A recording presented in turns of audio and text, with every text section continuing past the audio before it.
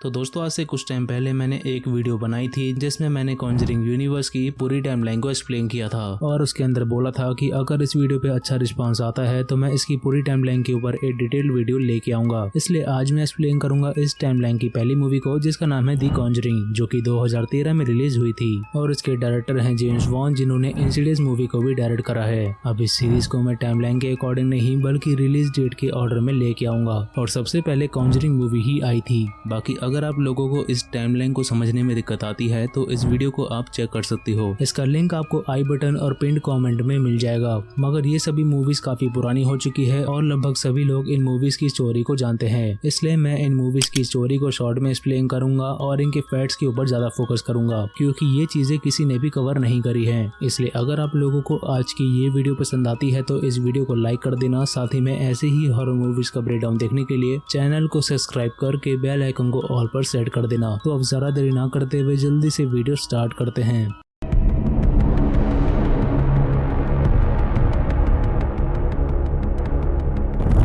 तो मूवी की शुरुआत में हम एड और लॉरिन को देखते हैं जो कि डेबी नाम की लड़की का केस हैंडल कर रहे थे जिसको एनाबेल डॉल हॉन्ट कर रही थी। मगर एनाबेल डॉल तो बस एक जरिया थी, बल्कि असलियत में तो उसको एक डीमन हॉन्ट कर रहा था और ये डीमन कौन है इसके बारे में हम बाद में जानेंगे। खैर अभी तक जो हमने देखा वो सब कुछ एड और लॉरिन प्रेजेंटेशन के थ्रू लोगों को दिखा रहे थे। इसके बाद हमें एड और लॉरिन के बारे में कुछ चीजें बताई जाती हैं और ये मूवी रियल लाइफ स्टोरी पर बेस्ड है, ये सब बातें हमें बताई जाती हैं। इसके बाद हम देखते हैं एक फैमिली को जिसमें है कैरोलिन, उसका हस्बैंड रॉजर और इनकी 5 बेटियां एंड्रिया, नैन्सी, क्रिस्टीन, सिंडी और अप्रैल। ये सभी एक नए घर में रहने आए हैं मगर इनका कुत्ता सैडी इनके घर में नहीं आता क्योंकि उसको किसी से डर लग रहा था। इसके बाद ये सभी अपना सामान सेट करते हैं और वहीं पे अप्रैल को एक टॉय भी मिलता है। अब रात हो जाती है जहाँ सभी बहनें हाइड एंड सीक खेल रही थी मगर खेलते हुए इनसे एक जगह की लकड़ी टूट गई जिसकी मदद से नीचे बेसमेंट में जाने वाले रास्ते को ब्लॉक करा गया था।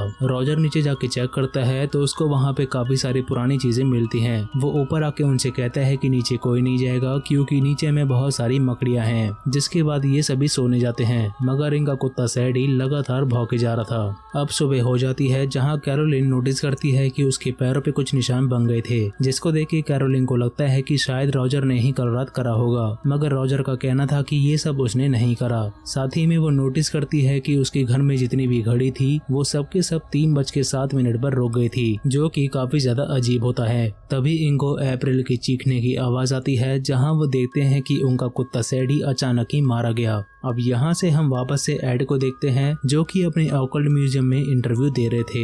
ये म्यूजियम इनके घर के बेसमेंट में है जिसके अंदर काफी सारी भूतिया चीजें रखी हुई हैं इंक्लूडिंग एनाबेल डॉल, और ये म्यूजियम आज भी एग्जिस्ट करता है। खैर अब फिर से रात हो जाती है और इधर घड़ी वापस से 3:07 पर रुक जाती है। तभी रॉजर को कुछ आवाज सुनाई देती है जहाँ वो देखता है कि उसकी बड़ी बेटी एंड्रिया जगी हुई है क्योंकि उसकी बहन सिंडी नींद में चलते चलते उसके कमरे में आ गई है जो कि अपना सर अलमीरा में बार बार टकरा रही थी। रॉजर सिंडी को संभालता है और उसको उसके कमरे में लेके जाता है। अब इसकी अगली सुबह रॉजर काम पे जा रहा होता है जहाँ वो देखता है कि उसके घर के पीछे एक कबूतर मरा हुआ है जो कि उसके कमरे की विंडो से टकराने की वजह से मारा गया। वहीं दूसरी तरफ अप्रैल भी सभी के जाने के बाद किसी से बातें कर रही थी जिसको वो रॉरी कह के बुलाती थी और वो तभी दिखता है जब वो उस टॉय में थोड़ी देर तक देखा करती थी।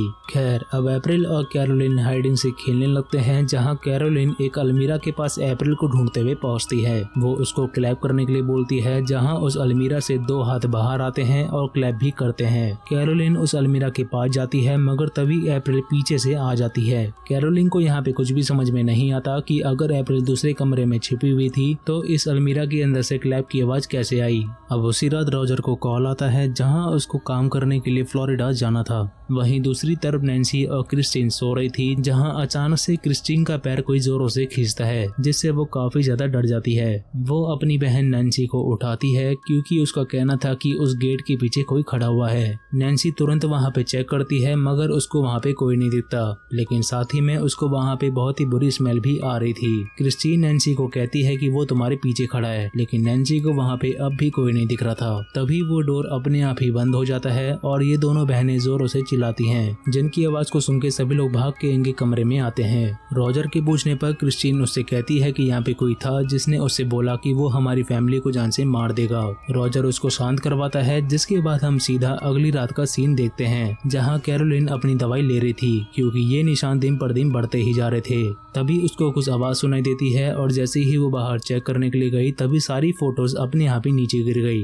उसको वहाँ पे ताली बजने की भी आवाज आती है, इसलिए वो उस आवाज को फॉलो करते हुए बेसमेंट के अंदर जाती है। उसको लगता है कि नीचे कोई तो जरूर है, इसलिए वो उससे कहती है कि नीचे जो भी है वो उसको वहीं पर लॉक करके जा रही है। मगर तभी वो दरवाजा अपने आप ही बंद हो जाता है, जिस कारण कैरोलिन सीधा नीचे जा गिरती है। वहाँ पर अजीब सा सन्नाटा छाया हुआ था और तभी वहाँ पे एक बॉल आके गिरती है। कैरोलिन डरते हुए ऊपर भागती है, लेकिन तभी सारी लाइट्स ऑफ हो जाती हैं, इसलिए वो वहाँ पड़ी हुई माचिस से रोशनी करती है। मगर तभी उसको किसी की आवाज आती है जो कि उससे हाइड एंड सीक खेलने के लिए बोल रही थी और तभी एक हाथ उसके पीछे से आता है और क्लैप करता है, जिससे वो काफी ज्यादा डर जाती है। वहीं दूसरी तरफ एंड्रिया के कमरे में फिर से सिंडी आ गई थी, जो कि अगेन अपना सर अलमीरा में बार बार टकरा रही थी। एंड्रिया उसको अपने बेड पे लेटा देती है, मगर तभी वो अलमीरा अपने आप ही खुल जाता है, जहां ऊपर में एक आत्मा एंड्रिया पे अटैक कर देती है। तभी रॉजर भी घर पे आ गया था, जो कि सबको संभालता है। खैर, इसके बाद हम वापस एड को देखते हैं, जहां वो किसी मॉरिस नाम के लोकल फार्मर के बारे में बताता है, जिसमें उसका एग्जॉर्सिज्म किया जा रहा था। एड वहां बैठी हुई ऑडियंस को पोजेशन की 3 स्टेजेस के बारे में बताता है, जिन बातों से कैरोलिन को श्योर हो जाता है कि उसके घर में भी यही सब चीजें चल रही हैं। और इन्हीं ऑडियंस के बीच में हम असली लॉरेन को भी बैठा हुआ देखते हैं।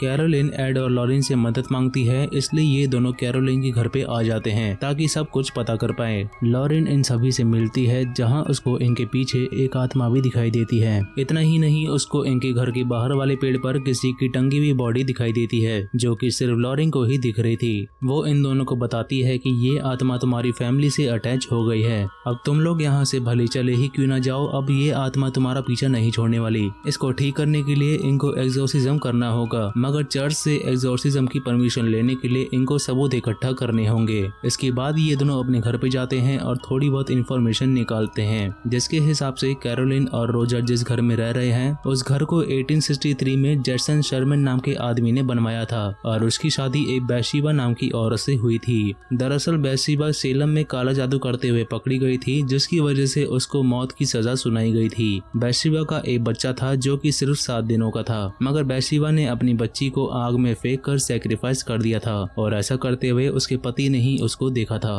इसके बाद वो भाग के उसी पेड़ के पास गई, ऊपर चढ़ी, फिर शैतान के लिए अपनी इच्छा जाहिर करी और फिर इस जमीन पर रहने वाले लोगों को श्राप देके खुद को शैतान के नाम पर सैक्रिफाइस कर दिया। और उस टाइम घड़ी में 3:07 ही हुए थे। यही रीजन है कि लॉरेन को बैशिबा की आत्मा पेड़ से लटकी हुई मिली थी और सारी घड़ियां 3:07 पर रुक जाती हैं। खैर, इसके बाद ये दोनों उन रिकॉर्डिंग्स को सुनते हैं जिनको ये लोग अभी रॉजर के घर से रिकॉर्ड करके लाए थे, मगर उनमें कैरोलिन और रॉजर दोनों में से किसी की भी आवाज रिकॉर्ड नहीं हुई थी। रिकॉर्ड हुई थी तो सिर्फ एड और लॉरेन की आवाज। तभी अचानक से उस टेप रिकॉर्डर में से कुछ आवाजें आने लगती हैं और इस वक्त टाइम भी 3:07 ही हो रहे थे।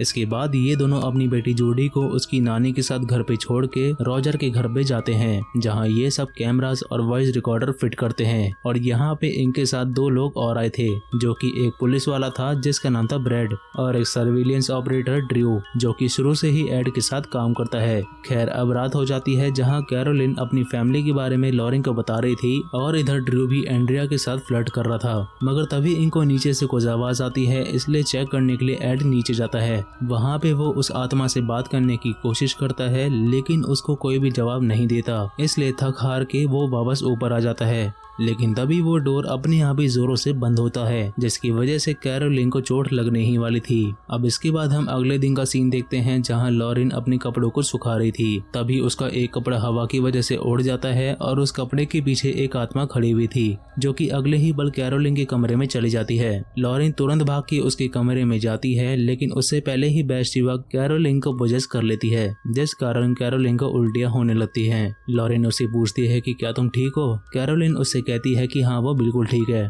मगर साथ ही में वो अजीब बिहेव भी कर रही थी, यानी कि वो सच में पोजेस हो चुकी है। वहीं दूसरी तरफ रॉजर और एड आपस में बातें कर रहे थे, जहाँ एड उसको बताता है कि वो तो यहाँ पे आना ही नहीं चाहता था, क्योंकि लॉरेन जो भी कुछ चीजें छूती है या फिर फील करती है उससे उसको काफी ज्यादा तकलीफ भी होती है। और पिछली बार जब उसने एक्सोर्सिज्म किया था तब भी उसको कुछ बहुत ही बुरा दिखा था, मगर उसके बारे में उसने आज तक किसी से भी बातें नहीं करी और उसने खुद को 8 दिनों के लिए कमरे में ही लॉक कर लिया था। अब उसी रात ब्रैड को बाहर से कुछ आवाज आती है, लेकिन चेक करने पर उसको वहाँ पे कोई नहीं दिखता। तभी उसको किचन में एक औरत दिखती है जो कि उससे कह रही थी कि देखो उसने मुझसे ये क्या करवा दिया। उसके हाथों पे कटने के निशान थे, शायद वो अपने हाथों की नस काट के मरी होगी। वो औरत ब्रैड पे अटैक कर देती है, जिसको एड आके बचाता है। तभी अगले ही पल सिंडी भी नींद में चलते चलते उस अलमीरा वाले कमरे में चली जाती है और उस कमरे में रोरे की आवाज लॉरेन को सुनाई देती है। एड और रॉजर उस डोर को तोड़ के अंदर घुसते हैं, लेकिन सिंडी कहीं पे गायब हो चुकी थी।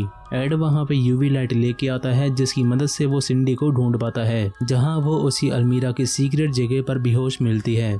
फिर लॉरेन उस जगह को चेक करती है जहाँ वही सुसाइड वाली रस्सी पड़ी हुई थी जिससे बैथशेबा ने खुद की जान ली थी, और जो खिलौना अप्रैल को मिला था वो खिलौना भी उसी सीक्रेट जगह से उठाया गया था। तभी अचानक से उस जगह की वुडन फ्लोर टूट जाती है, जिसकी वजह से लॉरेन सीधा नीचे जा गिरती है। वहाँ पे उसको बैथशेबा हॉन्ट करती है और इधर एड भी उसको ढूंढने में लगा हुआ था। लॉरेन जैसे तैसे बैथशेबा से बचकर ऊपर आती है और वो उनको बताती है कि आखिर बैथशेबा चाहती क्या है। दरअसल उसने कैरोलिन को पोजेस कर लिया था, इसलिए वो धीरे धीरे कैरोलिन पे हावी हो रही है और वो इनके बच्चों को भी सैक्रिफाइस करना चाहती है, मगर कैरोलिन पोजेस हो चुकी है, ये बात अभी तक किसी को भी पता नहीं है। तभी बैथशेबा इनमें से किसी एक को उठा के पटक देती है, जिससे ये लोग और भी ज्यादा डर जाते हैं। इसलिए रॉजर और उसकी फैमिली यहाँ से कहीं और जाते हैं और Ed and Lauren Father Gordon के पास जाते हैं, ये सारा सबूत लेके, ताकि उनको एक्सोर्सिज्म करने की परमिशन मिल जाए। वहीं दूसरी तरफ हम लॉरेन की बेटी जूडी को देखते हैं, जहाँ बैथशेबा उसको भी एनेबल डॉल की मदद से हॉन्ट करती है।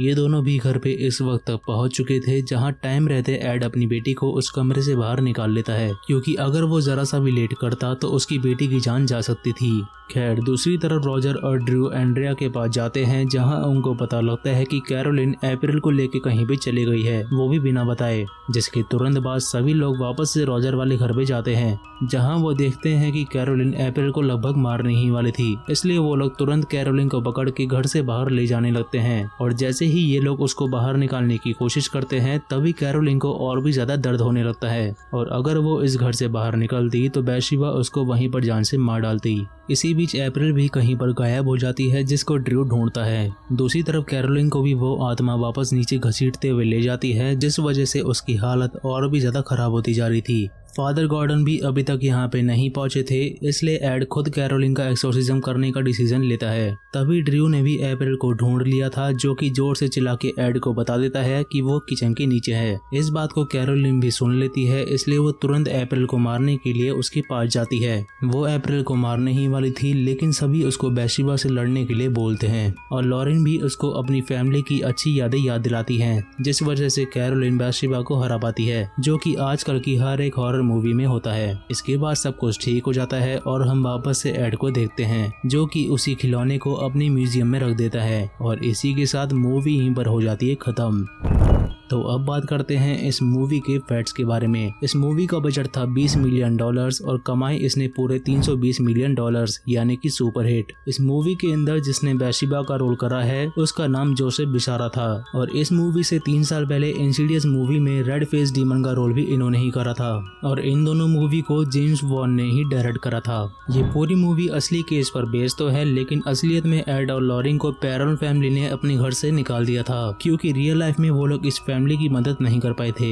ये मूवी जेम्स वॉन की तीसरी मूवी थी जिसमें उन्होंने पैट्रिक विल्सन के साथ काम करा था, और इससे पहले इन दोनों ने इंसीडियस के पहले और दूसरे पार्ट में काम किया है। और ये जेम्स वॉन की पहली मूवी थी जिसमें उन्होंने ली वैनल को राइटर नहीं लिया था, और ली वैनल को तो आप सब बखूबी जानते होंगे अगर आप लोगों ने मेरी इंसीडियस सीरीज वाली प्लेलिस्ट देखी होगी। तो ये मूवी 2013 की 19th मूवी थी जिसने सबसे ज्यादा पैसे कमाए थे। मूवी के बीच में लॉरेन कैरोलिन की 5 बेटियों से जब मिलने आई थी तब वो लोग टीवी टीवी पर द ब्रेडी ब्रंच नाम का एक एपिसोड देख रहे थे। रियल लाइफ वाली जो बैशिबा थी वो भी विचक्राफ्ट और अपनी छोटे बच्चे को मारने के लिए गिरफ्तार हुई थी, मगर कोर्ट ने उसको गिल्टी प्रूव नहीं किया था और 1885 में वो नेचुरल तरीके से मारी गई थी, ना कि सुसाइड करने की वजह से। और इसकी कब्र रॉड आइलैंड के हैरिसविल नाम की जगह पर आज भी मौजूद है। तो ये थे इस मूवी के ढेर सारे फैक्ट्स। उम्मीद है आप लोगों को पसंद आए। बाकी अगर आप लोगों को ये वीडियो पसंद आई है तो इस वीडियो को लाइक कर देना, और अगर आप लोग चाहते हो कि मैं इस फ्रेंचाइज की आगे वाले पार्ट्स को भी लेके आऊं तो कमेंट करके जरूर बताना। और आने वाली वीडियोस को मिस ना करने के लिए चैनल को सब्सक्राइब करके बेल आइकन को ऑल पर सेट कर लो। बाकी मैं मिलता हूँ आप लोगों से अगली वीडियो में, तब तक के लिए thanks for watching and take care.